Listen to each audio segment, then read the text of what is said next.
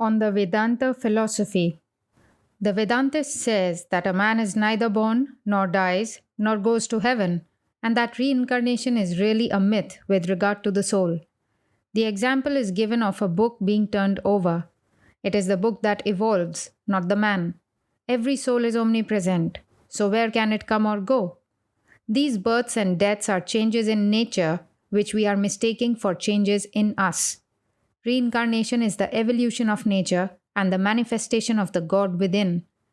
The Vedanta says that each life is built upon the past, and that when we can look back over the whole past, we are free. The desire to be free will take the form of a religious disposition from childhood. A few years will, as it were, make all truth clear to one. After leaving this life, and while waiting for the next, a man is still in the phenomenal. We would describe the soul in these words. This soul the sword cannot cut, nor the spear pierce. The fire cannot burn, nor water melt it. Indestructible, omnipresent is this soul. Therefore, weep not for it. If it has been very bad, we believe that it will become good in the time to come. The fundamental principle is that there is eternal freedom for everyone. Everyone must come to it. We have to struggle, impelled by our desire to be free. Every other desire but that to be free is elusive. Every good action, the Vedantist says, is a manifestation of that freedom. I do not believe that there will come a time when all the evil in the world will vanish. How could that be? This stream goes on. Masses of water go out at one end, but masses are coming in at the other end. The Vedanta says that you are pure and perfect, and that there is a state beyond good and evil, and that is your own nature. It is higher even than good. Good is only a lesser differentiation than evil. We have no theory of evil, we call it ignorance. So far as it goes, all dealing with other people, all ethics is in the phenomenal world. As a most complete statement of truth, we would not think of applying such things as ignorance to God. Of Him we say that He is existence, knowledge, and bliss absolute. Every effort of thought and speech will make the absolute phenomenal and break its character. There is one thing to be remembered, that the assertion, I am God, cannot be made with regard to the sense world. If you say in the sense world that you are God, what is to prevent your doing wrong? So the affirmation of your divinity applies only to the nominal. If I am God, I am beyond the tendencies of the senses and will not do evil. Morality, of course, is not the goal of man, but the means through which this freedom is attained. The Vedanta says that yoga is one way that makes men realize this divinity. The Vedanta says this is done by the realization of the freedom within, and that everything will give way to that. Morality and ethics will all range themselves in their proper places. All the criticism against the Advaita philosophy can be summed up in this, that it does not conduce to sense enjoyments, and we are glad to admit that.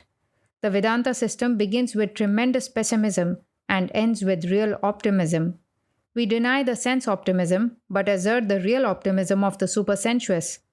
That real happiness is not in the senses but above the senses, and it is in every man.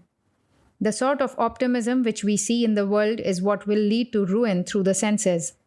Abnegation has the greatest importance in our philosophy. Negation implies affirmation of the real self. The Vedanta is pessimistic so far as it negatives the world of the senses, but it is optimistic in its assertion of the real world. The Vedanta recognizes the reasoning power of man a good deal, although it says there is something higher than intellect, but the road lies through intellect. We need reason to drive out all the old superstitions, and what remains is Vedantism.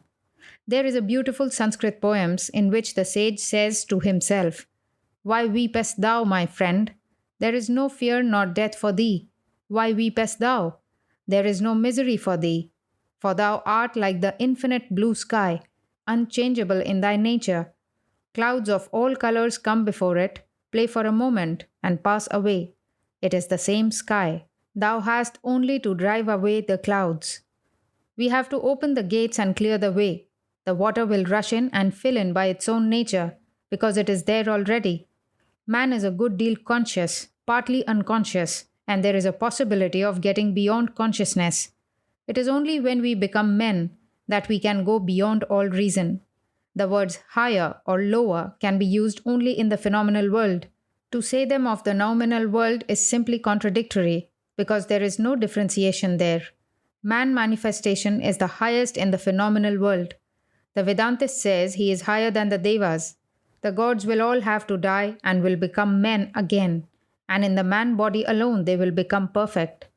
It is true that we create a system, but we have to admit that it is not perfect because the reality must be beyond all systems. We are ready to compare it with other systems and are ready to show that this is the only rational system that can be, but it is not perfect because reason is not perfect. It is, however, the only possible rational system that the human mind can conceive.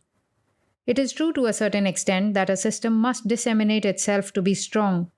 No system has disseminated itself so much as the Vedanta. It is the personal contact that teaches even now. A mass of reading does not make men. Those who were real men were made so by personal contact. It is true that there are very few of these real men, but they will increase. Yet you cannot believe that there will come a day when we shall all be philosophers. We do not believe that there will come a time when there will be all happiness and no unhappiness. Now and then we know a moment of supreme bliss, when we ask nothing, give nothing, know nothing but bliss. Then it passes, and we again see the panorama of the universe moving before us, and we know that it is but a mosaic work set upon God, who is the background of all things. The Vedanta teaches that nirvana can be attained here and now, that we do not have to wait for death to reach it. Nirvana is the realization of the self, and after having once known that, if only for an instant, never again can one be deluded by the mirage of personality.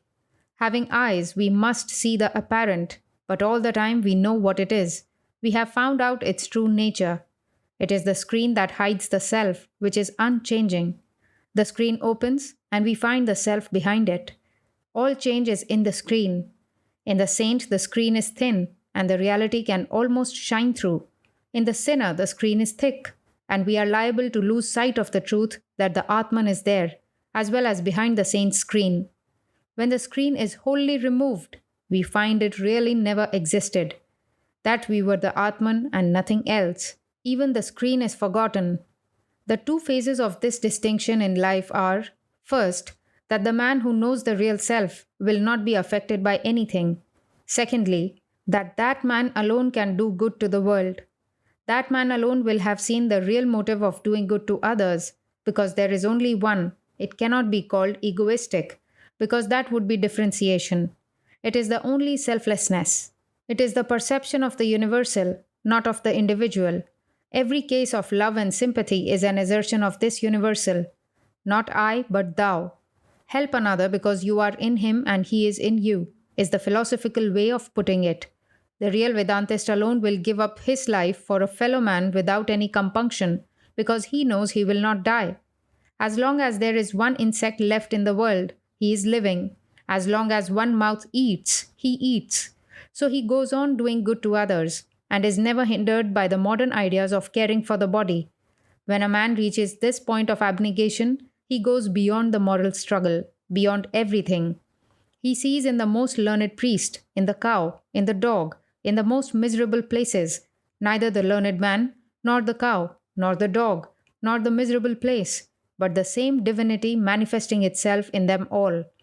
He alone is the happy man, and the man who has acquired that sameness has even in this life conquered all existence. God is pure. Therefore, such a man is said to be living in God.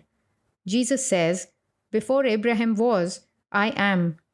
That means that Jesus and others like him are free spirits, and Jesus of Nazareth took human form not by the compulsion of his past actions, but just to do good to mankind.